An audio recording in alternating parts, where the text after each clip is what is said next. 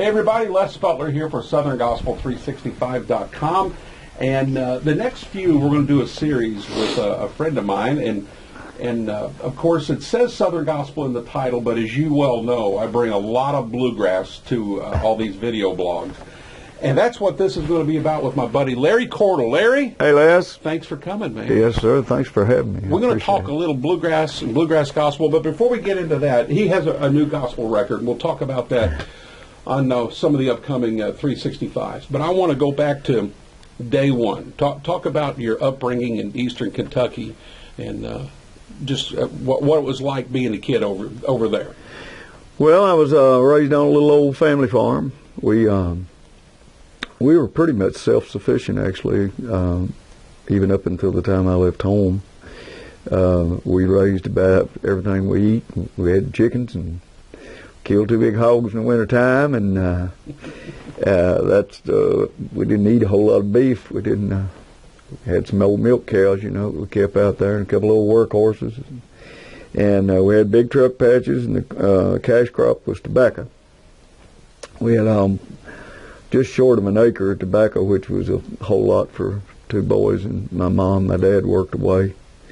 He tried to help us when he came in. I don't know how he did. I don't know how either one of them did what they did. But music was the entertainment part of what we got to do when I was a kid. And luckily for me, about a mile from me lived a fellow named Ricky Skaggs. We've heard of him. Who was a prodigy, His dad went away one weekend and bought him a mandolin, and when he came back, he was playing the thing, which was amazing to any of us around. I was a little older than Ricky, and to see that was amazing, and I was already really interested in music because my grandfather was an old-time fiddle player and dancer and banjo player. He got these 3 fingers right here cut off in a railroad accident when we worked over in Canova, so it only left him with a thumb and a little finger. Wow. He could still frail really good. I'm told he was some sort of a really fabulous banjo player when he had all of his fingers, but he could still perform that lick even that bad crippled up, but he taught himself how to.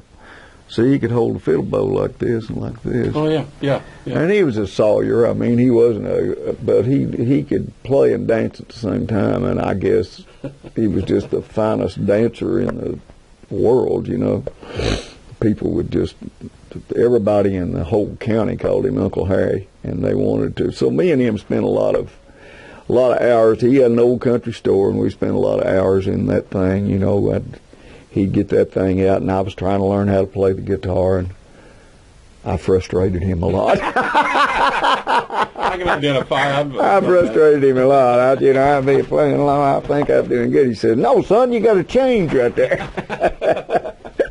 So there was a lot of frustrations, but I mean, it was a great way to be raised. I wouldn't take anything for it because I think that it gave me the backbone to think that I could do anything if I got a chance to, and especially Nashville can be a rough place on a lot of people. Of course, I had a leg up because I knew Ricky, and that's how I got in the music business, which is still the best way to get into it, is to know somebody, and I'd already had a big record before I even moved here, so that I didn't sleep in a car for 6 months and do every kind of menial job in the world. I didn't have to, but still yet the rejection that comes with every day living in Nashville. Yeah.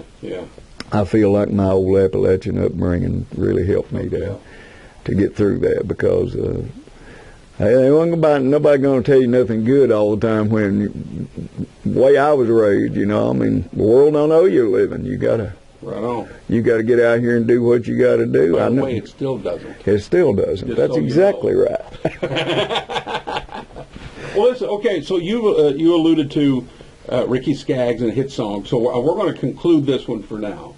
Just wanted to get a kind of a background here on Larry, and I promise you, you may think you don't know him, you know him.